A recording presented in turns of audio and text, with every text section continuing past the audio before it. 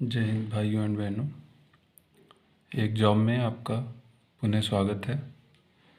आज आप लोगों के सामने एक सीरीज का पहला पार्ट लेके आया हूँ। इस सीरीज का नाम है, अब जैसा कि देख रहे होंगे, मिलाप श्रृंखला, और ये प्रीवियस ईयर क्वेश्चन पे बेस्ड है। बहुत सारे क्वेश्चन ऐसे आते हैं, हमने देखा है अपने प्रतियोगिता जीवन में, जब से हमने कंपटीशन की तैयारी स्टार्ट की थी। ऐसे क्वेश्चन हर एग्ज़ाम में कम से कम 1 से 2 तक आते ही आते हैं, और ये गलत भी होते हैं लोगों के, तो हम इसकी प्रैक्टिस कम करते हैं। आज हम इसकी प्रैक्टिस करेंगे। हमने मिलाना नहीं, सीधे मिला के ही रखे, जिसमें आपके गलत ना हो। हर टॉपिक के पहले मैंने साइंस उठाया है, फिर पॉलिटी, फिर हिस्ट्री, ऐसे ही 3-3, 4-4 वीडियो लेकर ज़्यादा से ज़्यादा प्रैक्टिस कर लेंगे। चलिए स्टार्ट करते हैं। वैज्ञानिक उपकरण, जैसा कि आप देख रहे हैं, ये वैज्ञानिक उपकरण है और इधर जो है उपयोग है। तो वैज्ञानिक उपकरण में एक है ऑडियोमीटर। ऑडियोमीटर का उपयोग करते हैं हम ध्वनि की तीव्रता का मापन करने में। आप लोगों को सबको पता होगा, ये जितने हैं यहाँ पे, जितने हम कराएंगे वो सारे आपको पता होंगे, बट आपको क्या करना है, प्रैक्टिस करनी है। ऑडियोमीटर से ही संबंधित है, गलत होता है क्वेश्चन, क्या, ओडोमीटर। यहाँ हम लिख रहे हैं ओडोमीटर। ओडोमीटर, ओडोमीटर में क्या होता है, वाहन द्वारा चली गई दूरी को मापने में जिस यंत्र का प्रयोग करते हैं उसे हम ओडोमीटर करते हैं। अक्सर आपके मोटरसाइकिल में लगा होता है, कार में जो मीटर लगा होता है उसे ही हम ओडोमीटर कहते हैं। तो दूरी मापने में, और कौन सी दूरी, वाहन द्वारा जो चली गई है। फिर आता है कैलोरीमीटर, इसके ऊष्मा का मापन, ये भी आपको पता है। इसमें एक बात आपको ऐड कर दें, मनुष्य को या मेल और फीमेल एक दिन में या 24 घंटे में कितने कैलोरी की आवश्यकता होती है। तो फीमेल को एक दिन में 2000 कैलोरी की आवश्यकता होती है, और मेल को 2500 कैलोरी की मात्रा होती है, हेल्दी मतलब फिट रहने के लिए। फिर ऐसे ही आता है साइटोट्रॉन, कृत्रिम मौसम उत्पन्न करने वाला एक यंत्र है साइटोट्रॉन। इसका उपयोग हम क्लाउड सीडिंग, एक वर्ड आता है क्लाउड सीडिंग, क्या होता है, क्लाउड सीडिंग होता है। क्लाउड यहाँ लिख देते हैं हम, क्लाउड सीडिंग, इसका मतलब होता है मेघ बीजन। क्लाउड मतलब मेघ, सीडिंग मतलब बीजन, मतलब हम क्या करते हैं, मेघ का संघनन और ठोस बर्फ़ को हम वायुमंडल में फैला देते हैं, और फिर साइटोट्रॉन के द्वारा हम कृत्रिम मौसम कराते हैं। मतलब ये एक प्रकार है जिसे हम कह सकते हैं एक मौसम संशोधन करने की प्रक्रिया है। और कृत्रिम वर्षा आपको पता है, कृत्रिम वर्षा किसके प्रयोग से होती है, सिल्वर आयोडाइड। ठीक, तो ये हो गया साइटोट्रॉन, कृत्रिम मौसम उत्पन्न करने वाला एक यंत्र है। फिर आता है टेलेक्स। टेलेक्स में हम समाचारों का आदान प्रदान करते हैं, ये एक विधि है टेलेक्स। टेलेक्स में समाचारों का आदान प्रदान करते हैं। सेम ऐसे ही मिलता जुलता एक आता है न्यूमिसमैटिक्स। न्यूमिसमैटिक, सिक्कों के अध्ययन, न्यूमिसमैटिक, इसमें क्या करते हैं, सिक्के का अध्ययन करते हैं या सिक्कों का अध्ययन करते हैं। ये आपको शायद चारों समझ में आ गए होंगे। इसके बाद दूसरा क्वेश्चन है, दूसरे में क्या है, हार्मोन हमने लिए है और ग्रंथि। तो एपिनेफ्रीन एक हार्मोन है, और ये मेंडुला मस्तिष्क में पाया जाता है। एपिनेफ्रीन जब हार्मोन की कमी आ जाती है तो फिर कार्डियक अरेस्ट पड़ता है, हृदय का गति रुक जाती है, ब्लीडिंग बहुत अधिक होती है, एलर्जी बहुत ज़्यादा हो जाती है। और इसमें 2-3 है, जैसे सिर दर्द होने लगता है, बेचैनी, दौरे पड़ना, हमारा शरीर फड़कने लगता है। तो ये एपिनेफ्रीन हार्मोन्स की कमी के कारण होता है। ये मेंडुला और मतलब मस्तिष्क में मिलता है। ठीक, इसके बाद कैल्सीटोनिन। ये कैल्सीटोनिन थायराइड ग्रंथि और पराओटिक ग्रंथि में उत्पादित होता है। ये कैल्शियम और फास्फेट, कैल्शियम पराउटू ग्रंथि और थायराइड ग्रंथि एक ही बात है। थायराइड ग्रंथि ये कैल्शियम और फास्फेट के विनियमन में मदद करता है, और इसकी कमी से, कैल्सीटोनिन की कमी से क्या होता है, हड्डियों में दर्द होता है, हड्डियों में दर्द महसूस होता है हमको। फिर आता है रिलैक्सिन। रिलैक्सिन जो है ये भी दर्द निवारक एक हार्मोन्स है। इसकी कमी से भी हमारे शरीर में दर्द होती है, ऐंठन पड़ती है। अंडाशय में ये पाया जाता है, जो महिलाएं होती हैं उनकी ओवरी में पाया जाता है। और ये जो हार्मोन्स है ये जब गर्भवती महिलाएं जनन करती हैं उस समय ये उनकी जनन क्षमता को बढ़ाता है। इसके बाद आता है एसटीएच हार्मोन्स, ये भी लिख लेते हैं यहाँ पे, दर्द निवारक हार्मोन है एसटीएच हार्मोन्स। इसे एक संज्ञा दी गई है, नाम दिया गया है वृद्धि हार्मोन कहते हैं। क्या कहते हैं, वृद्धि हार्मोन। और ये पीयूष ग्रंथि में पाया जाता है। ठीक, इसके बाद आ जाते हैं हम तीसरे नंबर पे, शारीरिक अंग, और हमने लिया है अस्थि का नाम। यहाँ पे हम एक बात आपको पहले क्लियर कर दें, जो हमारा शरीर है, शरीर का वजन मान लीजिए 100 kg है, तो इसमें 14 kg क्या होगा, आपका हड्डी होंगी। मतलब कि शरीर का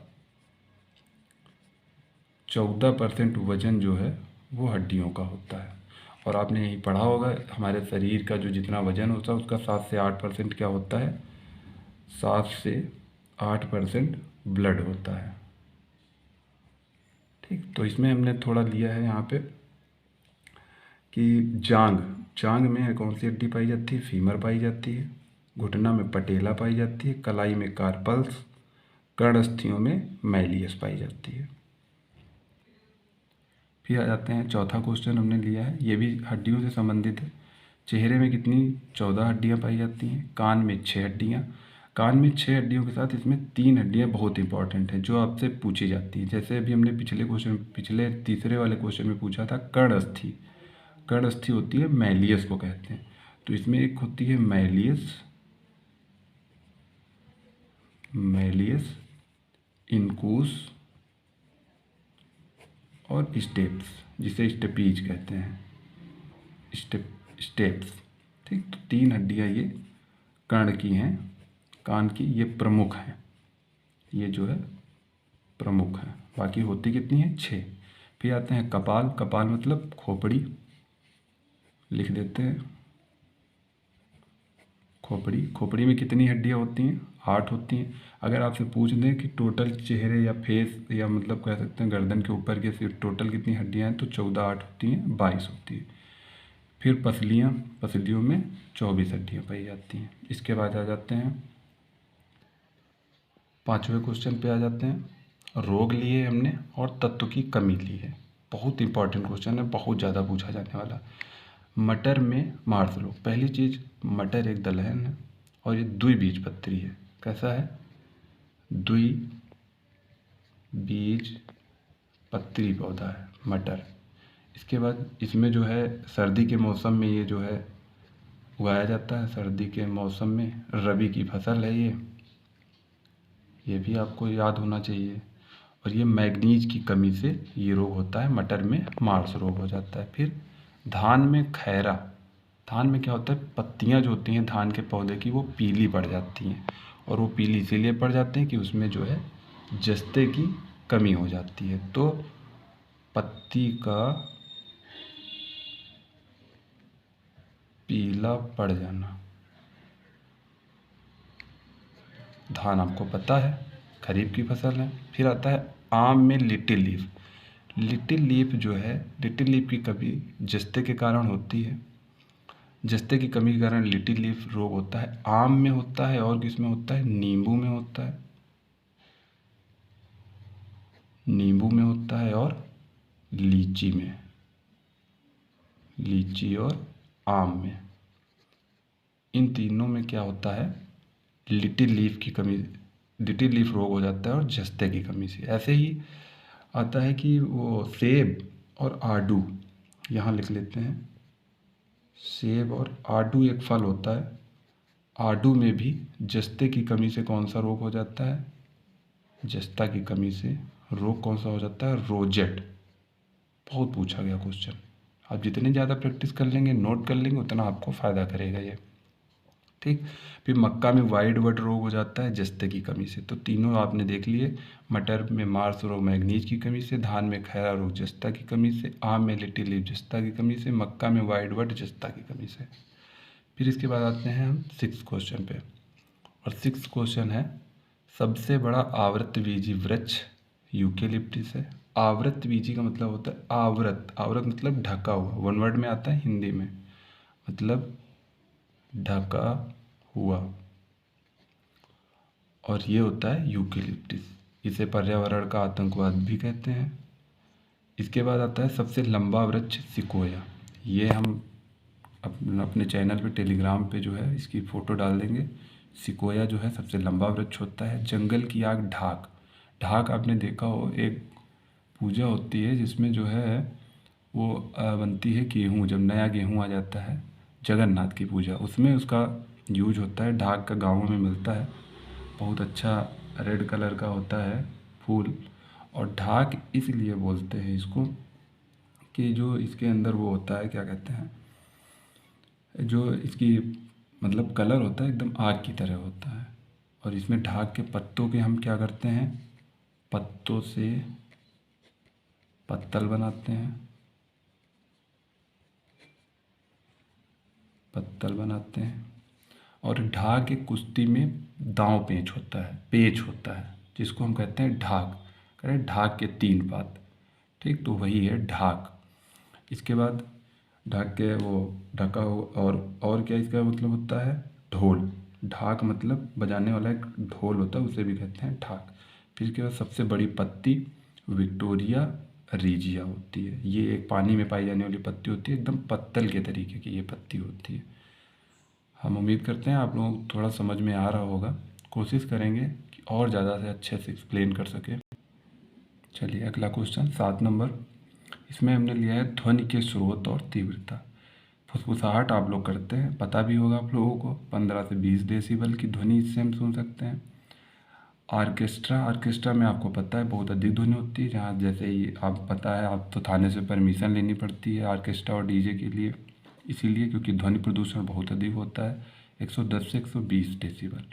ट्रक, ट्रक में जो है 90 से 95 डेसिबल की ध्वनि होती है। यंत्र कारखाने बहुत ज़्यादा, इसीलिए इस पर प्रतिबंध लगाया जाता है, 100 से 110 डेसिबल। आपको पता होना चाहिए कि सामान्य मनुष्य लगभग 85 डेसिबल की ध्वनि सुन सकता है, और सुग्राही होती है 60 डेसिबल।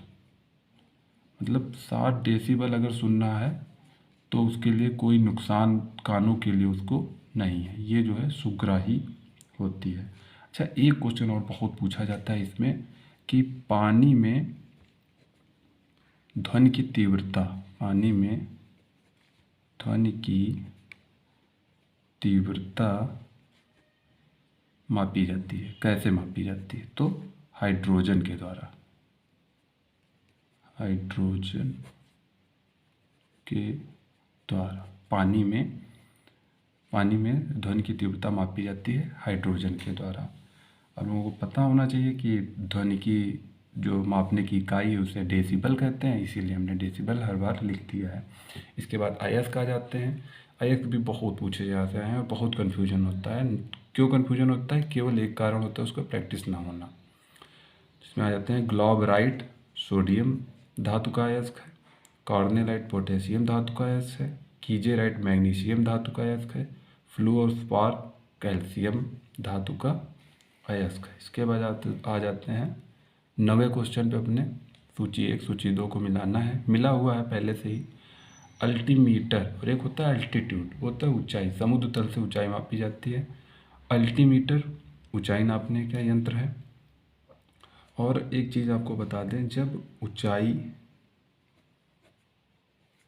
बढ़ती है, ये बढ़ने का सिंबल है, तब दाब क्या होता है? घटता है। जितना हम ऊंचाई जाएंगे, जितना ऊंचाई पे, उतना दाब हमारा कम होगा।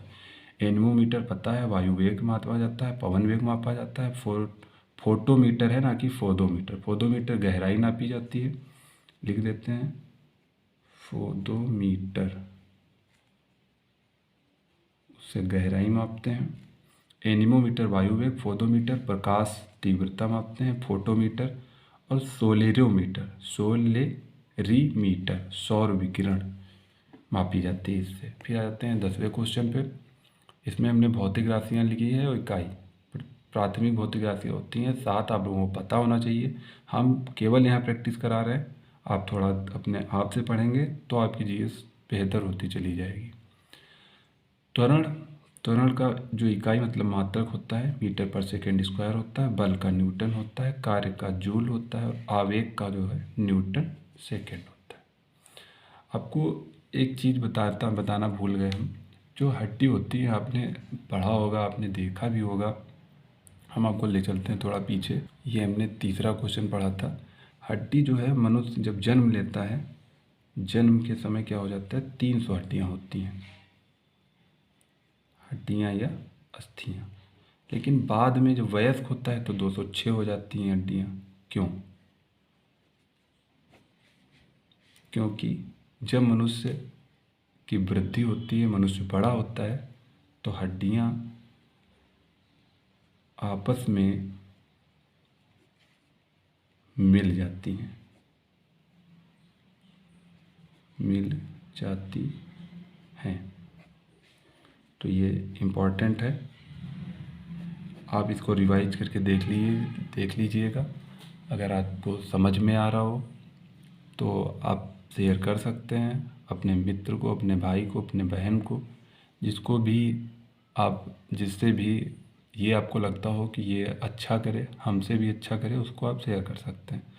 बाकी आपकी मर्ज़ी, पढ़ना आपको है। जितना ज़्यादा आप प्रैक्टिस करेंगे, मन लगाएंगे, तो ये अगर आप कमेंट करेंगे तो आगे सीरीज़ कंटिन्यू रहेगी।